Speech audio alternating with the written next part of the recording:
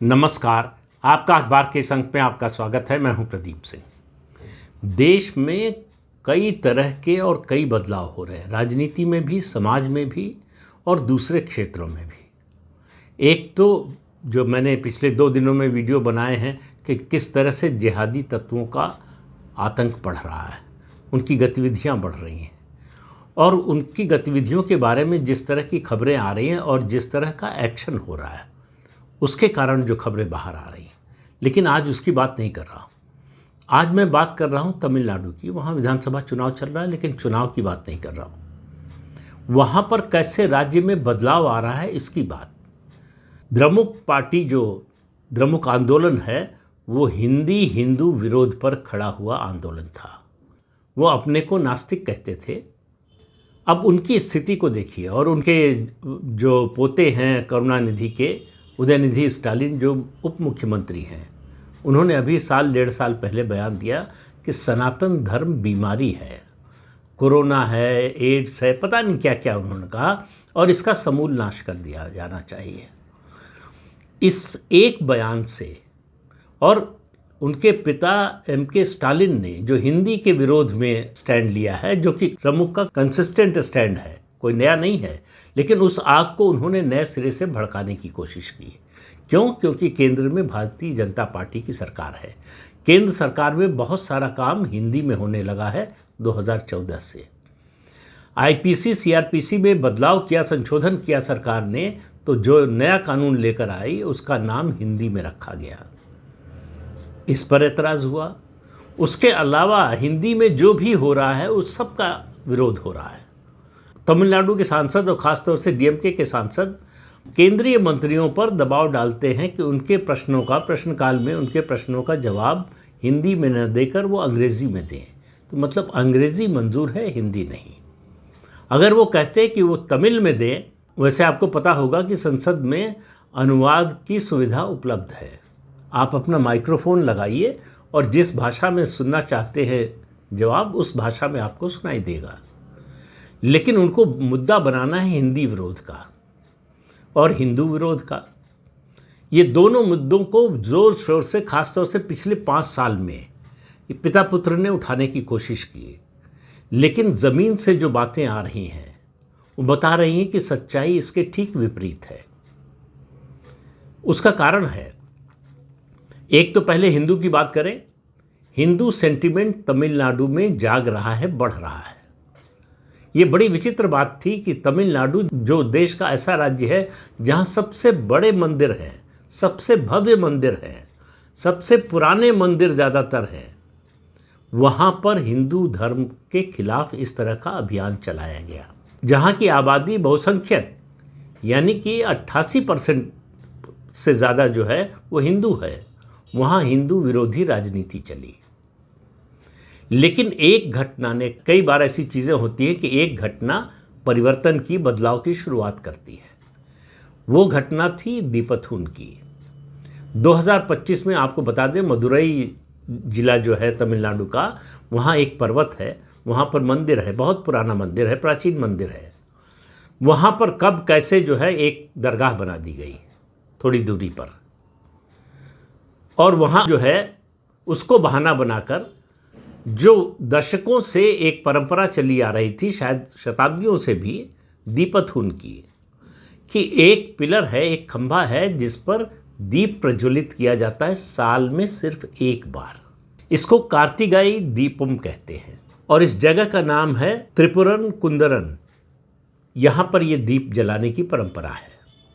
Stalin की सरकार ने 2025 में इसे रोक दिया। बहाना क्या बनाया? इसकी रोशनी से दरगाह के लोगों को परेशानी होगी, मुसलमानों को परेशानी होगी। अब आप कल्पना कीजिए किस तरह के तर्क हैं। दरगाह के लोगों ने कहा कि हमें कोई एतराज़ नहीं है अगर हिंदू यहाँ दीप प्रज्वलित करते हैं, लेकिन सरकार इसे मानने को तैयार नहीं हुई। मामला गया हाई कोर्ट में। हाई कोर्ट की सिंगल बेंच ने कहा कि दीपथुन की जो परंपरा है उसको निभाया जाएगा और दीप प्रज्वलित किया जाएगा। सरकार उसके खिलाफ जो है डबल बेंच में गई हाई कोर्ट में। डबल बेंच का भी यही आदेश आया, फिर भी सरकार मानने को तैयार नहीं हुई। सरकार ने वहाँ दूसरा तर्क दिया कहा कि इससे जो है सांप्रदायिक सद्भाव बिगड़ने और हिंसा का खतरा है, कानून व्यवस्था के लिए खतरा है। हाई कोर्ट ने कहा ये सब बहानेबाजी है, इसका कोई आधार नहीं है, और सरकार के इस तर्क को जो है पूरी तरह से रिजेक्ट कर दिया। कहा कि दीपोत्सव की परंपरा निभाई जाएगी। आप जानते हैं कि दक्षिण में भगवान गणेश के बड़े भाई कार्तिकेय की पूजा होती है और ये उन्हीं का मंदिर है, इसीलिए कार्तिकेय है। इस पूरे पर्वत क्षेत्र को हिंदू धार्मिक स्थल घोषित किया जा चुका है। हाई कोर्ट ने एएसआई से कहा कि इसका संरक्षण कीजिए, लेकिन हिंदू विरोधी डीएमके सरकार, एमके स्टालिन की सरकार ये सुनने को तैयार नहीं हुई। वो इसके विरोध में सुप्रीम कोर्ट गए, साथ साथ जिस सिंगल जज बेंच ने, जिस जज ने ये फैसला दिया था, उनके खिलाफ संसद में महाभियोग प्रस्ताव लाने की कोशिश की। अब आप समझ लीजिए किस हद तक जाने को तैयार है। सुप्रीम कोर्ट ने कहा कि हम हाई कोर्ट के आदेश में कोई हस्तक्षेप नहीं करेंगे, यानी हाई कोर्ट का आदेश लागू होगा। हाई कोर्ट ने कहा कि अगर आपको लगता है कि कानून व्यवस्था के लिए खतरा है तो कोई भक्त वहां पर नहीं जाएगा, अधिकारी दीप जलाएंगे लेकिन दीप जलेगा। लेकिन स्टालिन की सरकार ये मानने को तैयार नहीं है। अब दूसरा मुद्दा सुनिए, हिंदी का। हिंदी का विरोध डीएमके का तो जब से बनी है पार्टी तब से है, कोई नई बात नहीं है। हिंदी विरोधी आंदोलन चलाए, और अब आरोप नया है डीएमके का, एमके स्टालिन का, कि केंद्र सरकार तमिलनाडु पर हिंदी थोपना चाहती है। तमिलनाडु की संस्कृति, तमिल भाषा, इन सब के बारे में जितनी बातें, जितना काम, इसका जितना प्रचार प्रसार प्रधानमंत्री नरेंद्र मोदी ने किया है, किसी केंद्रीय नेता ने इससे पहले नहीं किया। तमिल और काशी की संस्कृति के मेल जोल के लिए काशी तमिल संगमम का आयोजन हर साल किया जाता है काशी में। तो तमिल संस्कृति को बढ़ावा देने के लिए, उसके सम्मान को बढ़ाने के लिए जिस तरह के काम इस सरकार ने किए हैं, इससे पहले कभी नहीं हुए। और नए संसद भवन में तमिल संस्कृति के प्रतीक को स्थान दिया गया। इस सब के बावजूद हिंदी का विरोध रुका नहीं डीएमके का। अब आप ज़मीनी सच्चाई समझने की कोशिश कीजिए। एमके स्टालिन और दक्षिण के राज्य के दूसरे मुख्यमंत्री ये कहते हैं कि उन्होंने केंद्र सरकार की जो योजना थी आबादी पर नियंत्रण की, उस योजना को उन्होंने ठीक ढंग से लागू किया, इसलिए उनके प्रदेश की आबादी नहीं बढ़ी। नॉर्थ के राज्यों ने इसे लागू नहीं किया, इसलिए उनकी आबादी बढ़ गई। तो अब जब परिसीमन का समय आ रहा है, लोकसभा और विधानसभाओं में सीटों को बढ़ाने का समय आ रहा है, तब हमको उसका नुकसान होगा, ये मुद्दा उठाया जा रहा है कि हमारी आबादी कम है इसलिए हमारी सीटें कम हो जाएंगी। सरकार ने कहा ये अभी जो सीटें हैं वो 1971 की जनगणना के आधार पर है। सरकार ने कहा कि अनुपात में कोई अंतर नहीं आएगा। जो अनुपात अभी दक्षिण और उत्तर के राज्यों के बीच में है सीटों का, वही बना रहेगा। सबकी सीटें बढ़ेंगी। मैंने पहले भी उदाहरण दिया था और आपने पढ़ा भी होगा ये उदाहरण, कि मान लीजिए कि तमिलनाडु में जैसे 39 लोकसभा की सीटें हैं, एक पुदुचेरी को जोड़ लिया जाता है उसके साथ 40 सीटें, और उत्तर प्रदेश में 80 सीटें हैं लोकसभा की। तो दोनों राज्यों में सीटों की संख्या 1.5 हो जाएगी इस परिसीमन के बाद। यानी उत्तर प्रदेश में लोकसभा सीटों की संख्या 120 हो जाएगी और तमिलनाडु में 60 हो जाएगी। 50% इधर भी बढ़ेगा, 50% उधर भी बढ़ेगा। तो आबादी के अनुपात में सीटें नहीं बढ़ाई जा रही। लेकिन जो है स्टालिन इसको मानने को तैयार नहीं है। उन्होंने दक्षिण के राज्यों के मुख्यमंत्रियों का सम्मेलन भी किया था कुछ समय पहले। हिंदी का विरोध इतना करते हैं और जो मुद्दा बनाते हैं आबादी का, दूसरा पक्ष उसका नहीं बताते एमके स्टालिन, कि उनकी आबादी कम रह गई, इस वजह से उनके यहाँ लेबर फोर्स की कमी है, स्किल्ड लेबर की कमी है। उसकी भरपाई उत्तर के राज्य करते हैं। तो उत्तर प्रदेश, बिहार, उड़ीसा, असम, झारखंड, इन राज्यों के मजदूर तमिलनाडु की फैक्ट्रियों में काम करते हैं। तमिलनाडु इस समय देश का सबसे तेज़ी से विकास करने वाला राज्य है और उस विकास में बहुत बड़ा योगदान है इन राज्यों के कामगारों का, स्किल्ड और अनस्किल्ड दोनों तरह के लेबर्स का। इस बात को वो भूल जाते हैं कि अगर उत्तर भारत के ये राज्य भी दक्षिण के राज्यों की तरह से जनसंख्या नियंत्रण के कार्यक्रम पर उसी तरह चलते तो आज उनके यहाँ भी लेबर की कमी होती, तो तमिलनाडु को कहाँ से मिलता लेबर? फैक्ट्रियाँ बंद हो जाती। आज भी अगर इन राज्यों के कामगार लौट आए अपने प्रदेशों में तो तमिलनाडु की फैक्ट्रियाँ चलना बंद हो जाएंगी, कामकाज ठप हो जाएगा। तो आप एक फ़ायदा तो उठा रहे हैं कि आपने आबादी नहीं बढ़ाई तो अपने ऊपर बोझ नहीं बढ़ाया।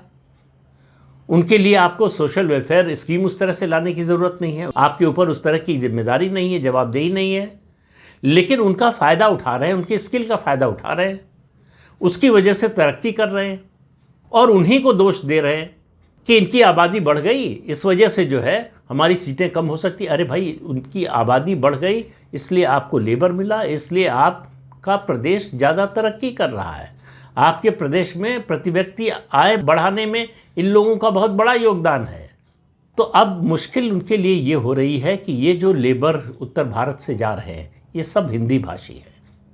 तो तमिलनाडु में हिंदी का विरोध जनता के स्तर पर, आम लोगों के स्तर पर लगभग नहीं के बराबर हो गया है। जो डीएमके के वर्कर हैं उनकी बात नहीं कर रहे हैं, जो लीडर हैं उनकी बात नहीं कर रहे हैं। आप तमिलनाडु में आप चले जाइए, चेन्नई में राजधानी है, और दूसरे शहरों में चले जाइए, होटल में जाइए, आपको हिंदी में बोलने में, और जिनसे बोल रहे हैं वो अगर तमिल है तो उसको समझने में कोई दिक्कत नहीं होगी। ये सारे मजदूर जिन फैक्ट्रियों में काम करते हैं उनके मैनेजर और उनके सुपरवाइज़र जो है उनसे हिंदी में ही बात करते हैं। तो हिंदी का प्रचार प्रसार जो है वो तमिलनाडु में आज़ादी के समय जितना था उससे बहुत ज़्यादा हो गया है। और ये हिंदी का विरोध सबसे ज़्यादा तमिलनाडु में है, बल्कि मैं कह रहा हूँ तमिलनाडु में ही है। केरल जैसा राज्य है जहाँ प्राइमरी स्कूल में हिंदी पढ़ाई जाती है, अनिवार्य है। कर्नाटक में हिंदी का कोई विरोध नहीं होता, आंध्र प्रदेश में हिंदी का कोई विरोध नहीं होता, लेकिन तमिलनाडु में ख़ास तौर से डीएमके जो द्रविड़ राजनीति है वो इसका विरोध करती है। उनको हिंदी से नहीं, उनको डर है हिंदुत्व से। उनको लगता है हिंदी आएगी तो हिंदुत्व का भी प्रभाव बढ़ेगा। लेकिन जो हिंदुत्व को ख़त्म करना चाहते हैं, सनातन को बीमारी बताते हैं, वो इस चुनाव के दौरान मंदिर मंदिर साष्टांग दंडवत कर रहे हैं।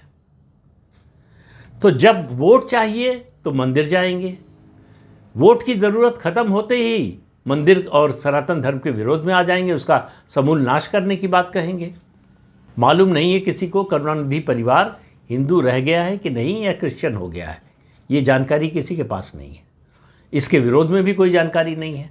लेकिन आंध्र प्रदेश में जगन मोहन रेड्डी के परिवार के बारे में तो सार्वजनिक जानकारी है।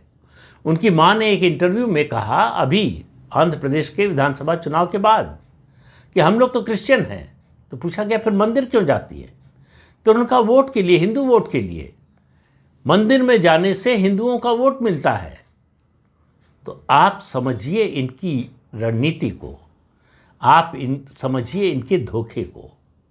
और तमिलनाडु में मैं ये नहीं कहने जा रहा हूँ कि 4 मई के बाद भारतीय जनता पार्टी सत्ता में आने जा रही है, लेकिन एनडीए अगर सत्ता में आ जाए तो कोई आश्चर्य की बात नहीं होगी। और एनडीए के सत्ता में आने के बाद हिंदी और हिंदुत्व का वर्चस्व तमिलनाडु में बढ़ेगा, लगातार बढ़ेगा।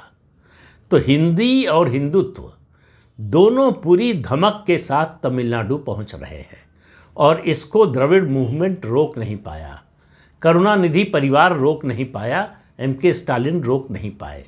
हो सकता है इसकी बाढ़ में बह भी जाएं, लेकिन 4 मई तक तो इंतज़ार करना पड़ेगा कोई अंतिम बात कहने के लिए। तो इस अंक में इतना ही। अगले अंक में फिर मिलेंगे किसी नए मुद्दे के साथ। तब तक के लिए अनुमति दीजिए। आपसे अनुरोध है कि चैनल देखिए, शेयर कीजिए, लाइक कीजिए और सब्सक्राइब जरूर कीजिए। नमस्कार।